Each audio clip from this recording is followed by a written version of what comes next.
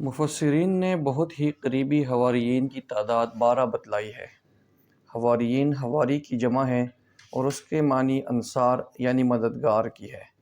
جیسے حضور نبی کریم صلی اللہ علیہ وسلم کا فرمان ہے کہ ہر نبی کا کوئی حواری یعنی مددگار ہوتا ہے۔ میرے حواری زبیر رضی اللہ عنہ ہیں۔ حواریوں کی فرمائش۔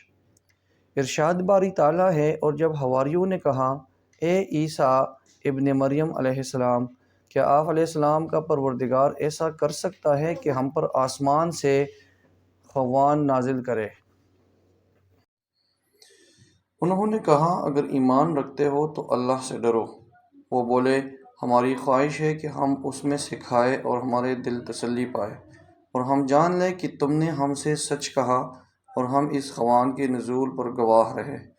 حضرت عیسیٰ ابن مریم علیہ السلام نے دعا کی اے ہمارے پروردگار، ہم پر آسمان سے خوان نازل فرما کہ ہمارے لیے وہ دن عید قرار پائے، یعنی ہمارے اگلوں اور پچھلوں سب کے لیے، اور وہ تیری طرف سے نشانی ہو، اور ہمیں رزق دے، تو بہتر رزق دینے والا ہے۔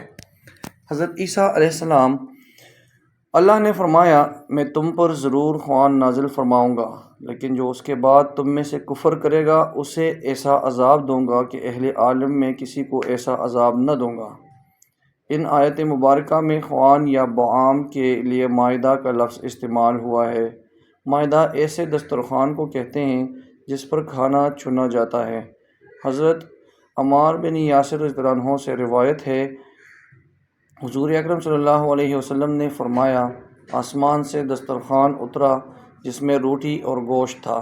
ان کو حکم ملا کہ خیانت نہ کرے، ذخیرہ نہ کرے اور نہ کل کے لیے اٹھا رکھے، لیکن انہوں نے خیانت کی، ذخیرہ کیا اور اٹھا کر رکھا تو وہ بندروں اور سوروں میں تبدیل ہو گئے۔ عقیدہ تثلیث۔ ارشاد باری تعالیٰ ہے، آپ صلی اللہ علیہ وسلم کہہ دیجئے کہ وہ اللہ تعالیٰ ایک ہی ہے، وہ معبود برحق بے نیاز ہے، کسی کا باپ ہے اور نہ کسی کا بیٹا، اور کوئی اس کا ہمسر نہیں۔ نصارہ نے اللہ تعالیٰ کے ساتھ حضرت عیسیٰ علیہ السلام اور روح القدس یعنی جبریل علیہ السلام ہی کو شریک کرنے پر اکتفا نہیں کیا، بلکہ حضرت مریم علیہ السلام کو بھی خدا کا درجہ دے دیا۔ دراصل نصارہ بھی یہودیوں کی طرح مختلف فرقوں میں تقسیم ہو گئے تھے۔ اس وقت ان میں 3 فرقے تھے۔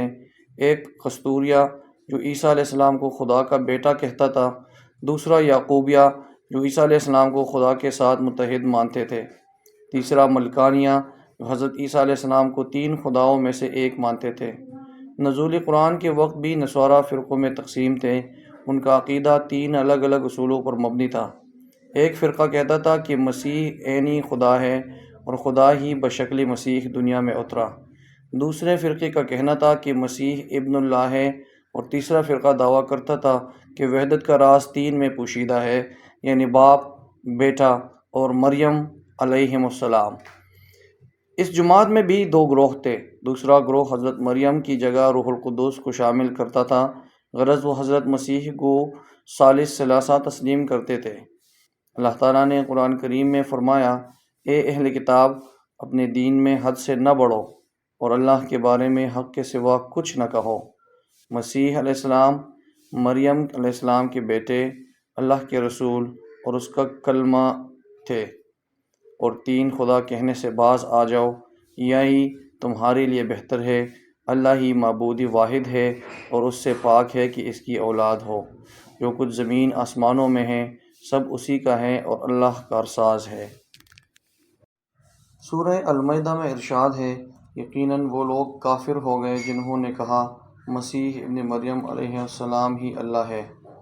آپ صلی اللہ علیہ وسلم کہہ دیجئے کہ اگر اللہ تعالیٰ مسیح علیہ السلام، ان کی والدہ اور روئے زمین کے سب لوگوں کو ہلاک کرنا چاہے تو کون ہے جو اللہ تعالیٰ پر کچھ اختیار رکھتا ہو؟ سورہ مریم میں اللہ تعالیٰ ایسا کہنے والوں کو عذاب الہی یاد کرواتے ہیں۔ ارشاد باری تعالیٰ ہے، اور کہتے ہیں کہ اللہ کا بیٹا رکھتا ہے، تم بہت بری بات زبان پر لاتے ہو۔ قریب ہے کہ اس افتراء سے آسمان پھٹ جائے اور زمین شق ہو جائے اور پہاڑ ریزہ ریزہ ہو جائے کہ وہ اللہ کی اولاد ثابت کرنے بیٹھے ہیں، اور اللہ کو شایع نشان نہیں کہ کسی کو بیٹا بنائے۔ حضرت عیسیٰ علیہ السلام کے قتل کا منصوبہ۔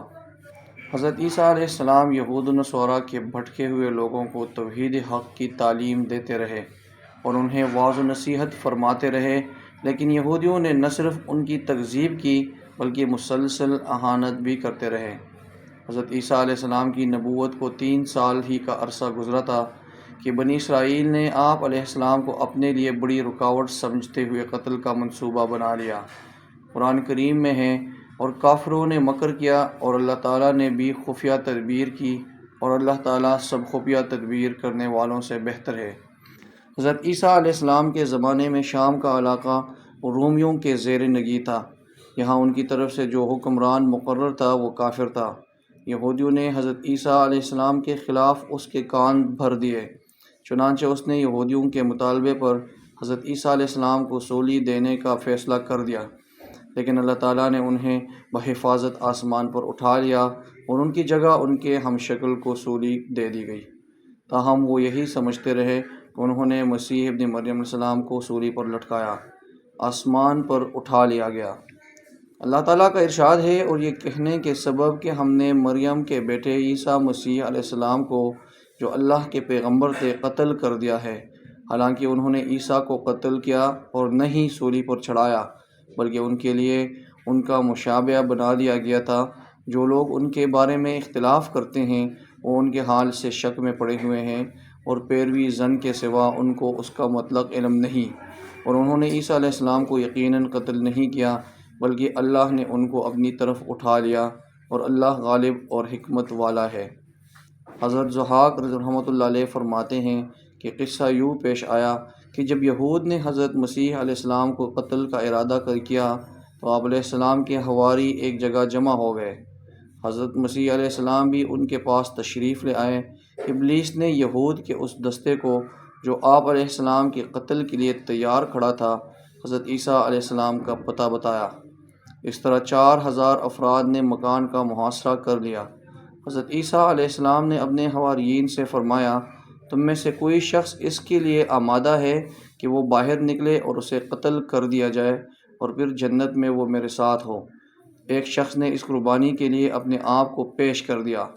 آپ علیہ السلام نے اسے اپنا کرتا امامہ عطا فرمایا، پھر اس پر آپ علیہ السلام کی مشابہت ڈال دی گئی، اور جب وہ باہر آیا تو یہود اسے پکڑ کر لے گئے اور سولی پر چڑھا دیا، جبکہ حضرت عیسیٰ علیہ السلام کو اللہ تعالیٰ نے آسمانوں پر اٹھا لیا۔ قیامت سے پہلے دوبارہ نزول۔ نبی کریم صلی اللہ علیہ وسلم کے امتی کی حیثیت سے حضرت عیسیٰ علیہ السلام کا دوبارہ نزول امت مسلمہ کی قیادت و رہنمائی، فتنہ دجال کی سرکوبی، خنزیر کے قتل، صلیب کا توڑنا، یاجوج ماجوج کا خاتمہ، فسق و فجور کا سدباب، امن و امان کا قیام، اسلام کا بول بالا، قرب قیامت کی وہ حقیقتیں ہیں کہ جن کے ظہور کا تذکرہ احادیث کی تمام کتب بشمول صحیح بخاری اور مسلم شریف میں موجود ہے۔ امام ابن کثیر رحمۃ اللہ علیہ فرماتے ہیں کہ ان احادیث کے راویان میں حضرت ابو ہریرہ، حضرت عبداللہ بن مسعود رضی اللہ عنہ سمیت دیگر صحابہ کرام شامل ہیں۔ ان احادیث میں آپ علیہ السلام کے نزول کی تفصیل اور جگہ کا بیان ہے۔ آپ علیہ السلام دمشق میں منارہ شرقیہ کے پاس اس وقت اتریں گے جب فجر کی نماز کے لیے اقامت ہو رہی ہوگی۔ ان کے دور میں سب مسلمان ہو جائیں گے۔ دجال کا قتل بھی آپ علیہ السلام کے ہاتھوں ہوگا، اور یاجوج ماجوج کا ظہور و فساد بھی آپ کی موجودگی میں ہوگا۔ بالآخر آپ ہی کی بددعا سے ان کی ہلاکت ہوگی۔ حضور نبی کریم صلی اللہ علیہ وسلم نے فرمایا، قسم ہے اس ذات کی جس کے ہاتھ میں میری جان ہے، ضرور ایک وقت آئے گا کہ تم میں ابن مریم علیہ السلام حاکم و عادل بن کر نازل ہوں گے۔ وہ صلیب توڑیں گے، خنزیر کو قتل کریں گے، جزیہ اٹھا دیں گے، اور مال کی اتنی بہتات ہو جائے گی کہ کوئی اسے قبول کرنے والا نہیں ہوگا، یعنی صدقہ اور خیرات لینے والا کوئی نہیں ہوگا، حتیٰ کہ ایک سجدہ دنیا و ما فیہا سے بہتر ہوگا۔ اللہ تعالیٰ کے 5 وعدے۔